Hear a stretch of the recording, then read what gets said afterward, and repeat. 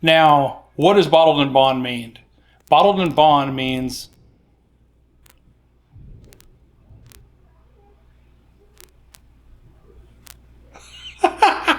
it's getting weird.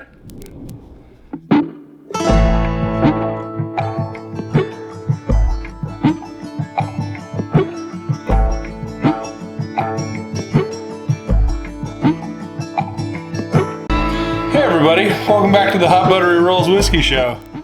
Sorry for the interruption. It was a crazy lightning storm with hail and I had to go park my truck so it wouldn't be totaled. Anyways, where were we? Bottled and bond bourbons.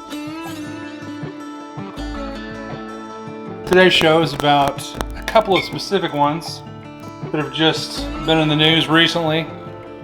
This one here is the Wild Turkey 17-year-old bottled and bond from the Master's Keep collection. This one is Early Times, which is a brand that was previously from Brown-Forman, now belongs to Sazerac of Buffalo Trace fame. We'll get into both of those.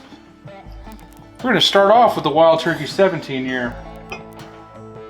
This is the 6th offering, 5th domestic U.S. offering from the Master's Keep collection. It is 17 years old, as the label says, and it is a hitter.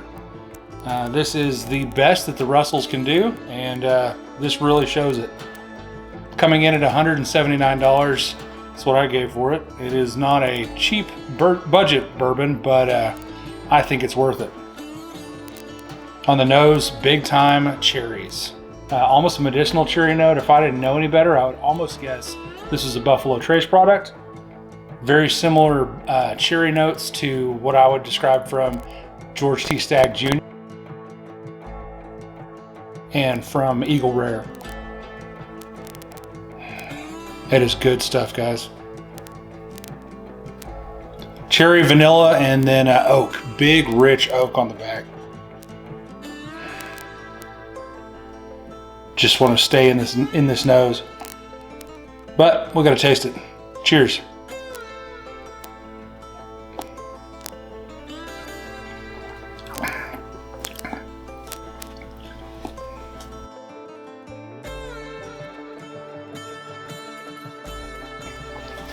That is really good bourbon.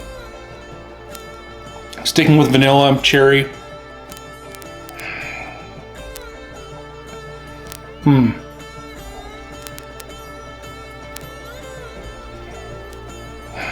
Almost a marshmallow note.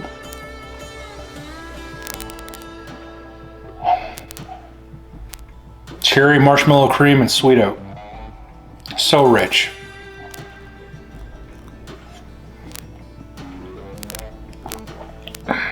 That's really good.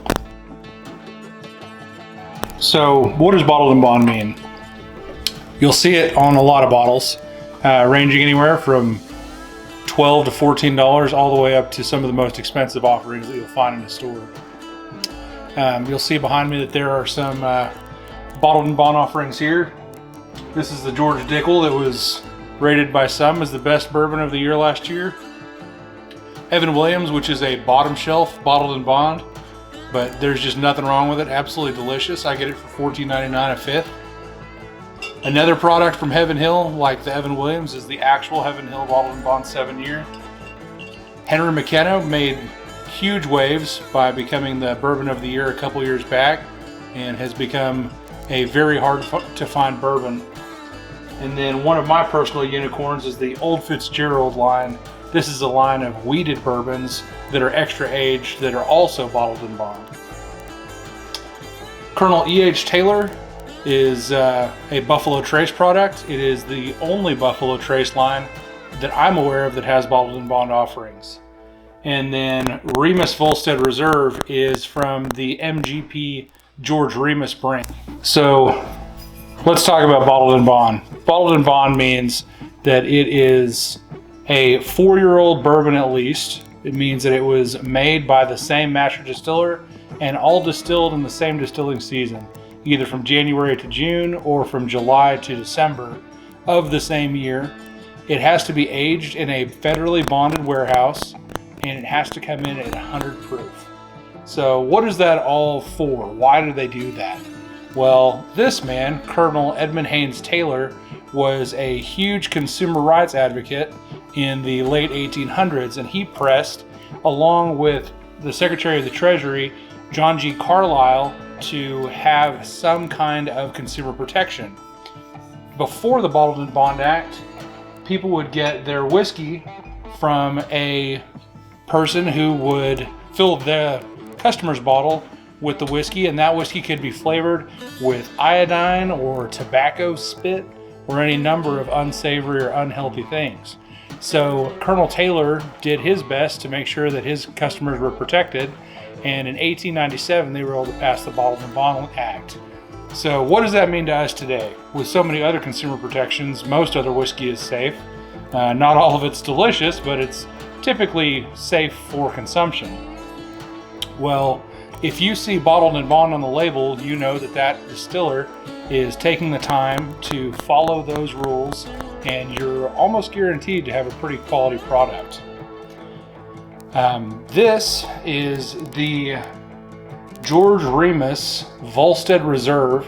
This bourbon was named for the repeal of the Volstead Act, which is what effectively ended Prohibition. So, good stuff. MGP is one of my favorite distillers.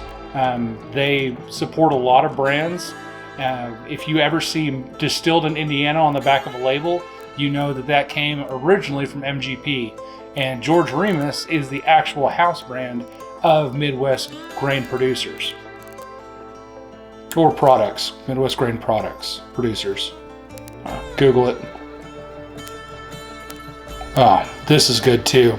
This is a 14-year-old product, again coming in at 100 proof, because it's bottled in bond, it has to. This one has dark fruits, almost a raisin, a dusty note.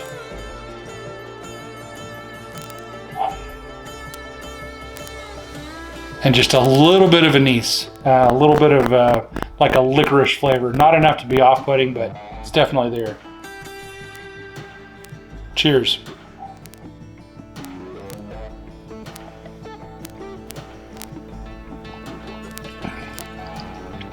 On the palate, you go straight to that MGP brown sugar delicious heaven.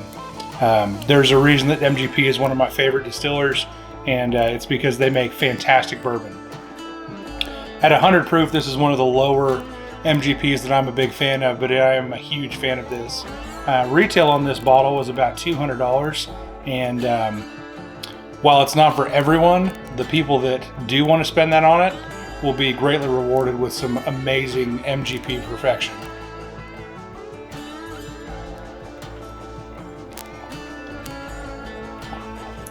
Super sweet.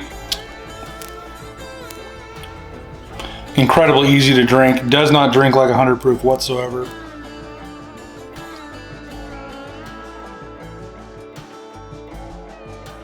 Getting a toasted marshmallow, vanilla.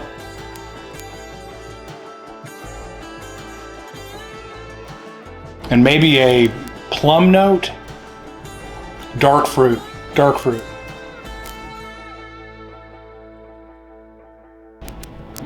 Oh, it is just fantastic.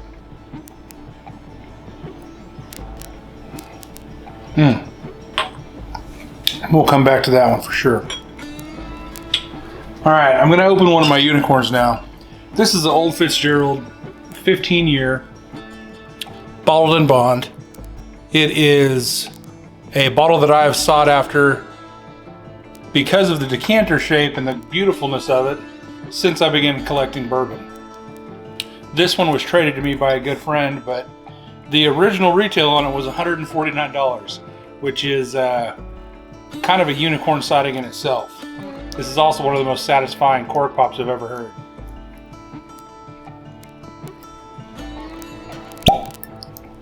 It's good stuff. This is a wheated mash bill, and it is unique that it is the only wheated mash bill bottled in bond that I own. Wheated mash bill just means that after corn being 51% or more of the mash bill, the secondary flavoring grain instead of rye is wheat. Wheat typically gives bourbon a sweeter note versus a spicy or minty note. This is much lighter on the nose.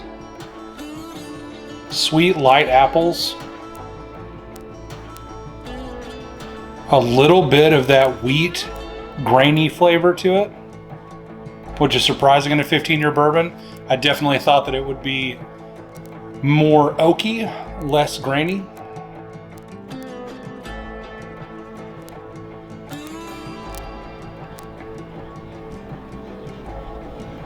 No, this is fantastic. Cherries and light sweet apples. Let's go to the palate. Cheers.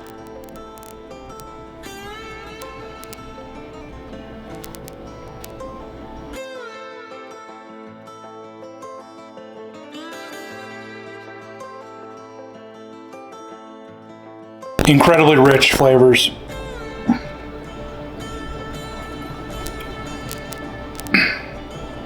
Brown sugar, cherry, slight citrus notes like a orange, a sweet orange.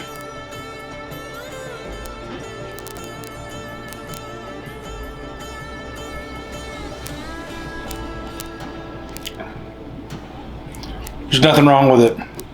The only other ultra-aged wheat bourbons I've tried have been Pappy Van Winkle 15-year, and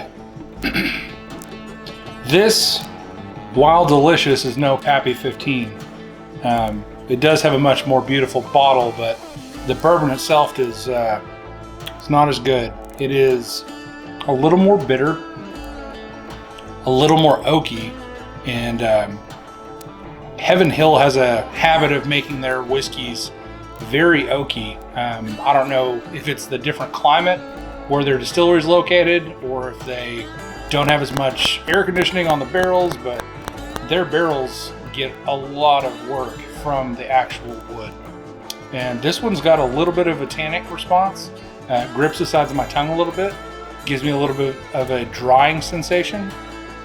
It is rich and delicious. Back to the nose, I'm getting a lot of oak. Actually, it kind of reminds me of the Elijah Craig 18 from the same Heaven Hill distillery.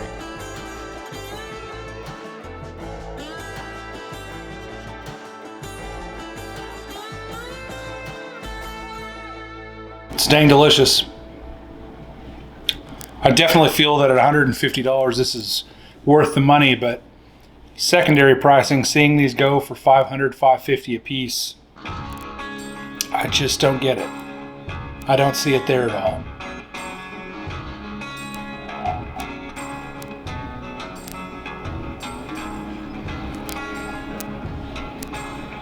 I just got a hint of nuttiness that definitely reminded me that it's a Heaven Hill product. Sweet, tasty, raw peanuts with like a honey coating.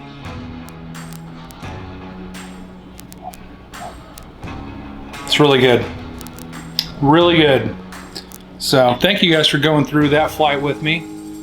Those are some very high-end bottled and bond bourbons. One of which being my unicorn, the old Fitzgerald 15-year. Very, very proud to open this with you guys and enjoy my first drink of it with you. But let's move on to something a little less jovial than drinking unicorn bourbons and ultra aged stuff. This is my favorite daily drinker. This is Early Times Bottled and Bond. It comes in at between $19.99 and $24.99 a liter. From where I'm at, this is just about the best deal in bourbon that I've found. It was announced last week that Brown-Forman has sold Early Times to the Sazerac Company, which I'm sure that they got great reasons to do, but it really hurt my feelings. This is a non-age stated bottled and bond bourbon, which means that, as I said earlier, it is at least 4 years old, but they don't say how old it is. Comes in at 100 proof, and it's just amazing. So I encourage you to check this one out if you can find it, and definitely get a couple for the bunker. I know I have. All right. I'm using my neat glass, which is a little bit different than a Glencairn, but whenever I'm enjoying a whiskey, this is typically what I reach for myself. On the nose, this is sweet brown sugar and banana bread. Very, very typical Brown-Forman flavor. I wonder if the flavor profile will continue on with Buffalo Trace. I don't know what I guess not Buffalo Trace, but with Sazerac. I can tell you that this in no way smells like any Buffalo Trace or Sazerac product. This is very clearly Brown-Forman.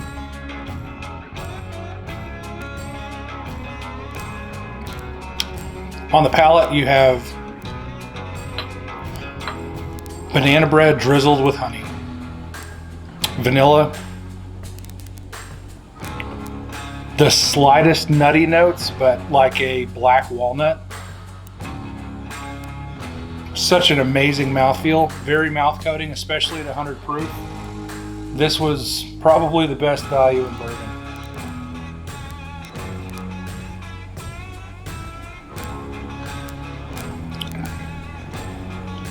Brown bananas, and again, just a really sugary sweetness.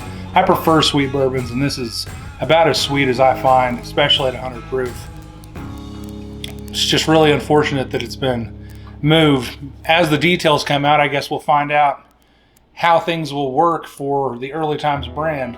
One of the questions that I have is that if the bottled and bond distinction comes from being distilled by a single distiller in a single distilling season and then rested in the same bonded warehouse for at least 4 years, how much of this will we have left?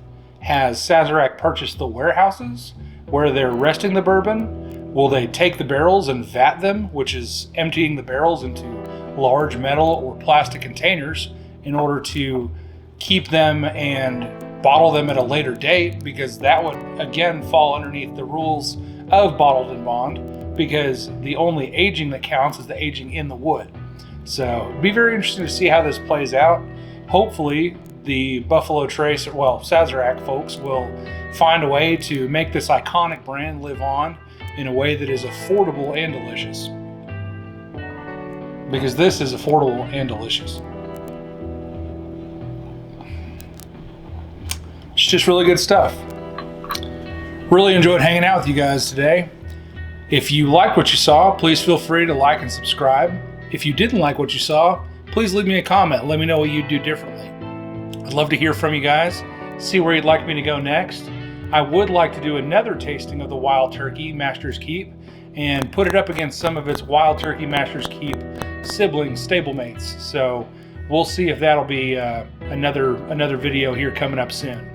Appreciate you guys hanging out.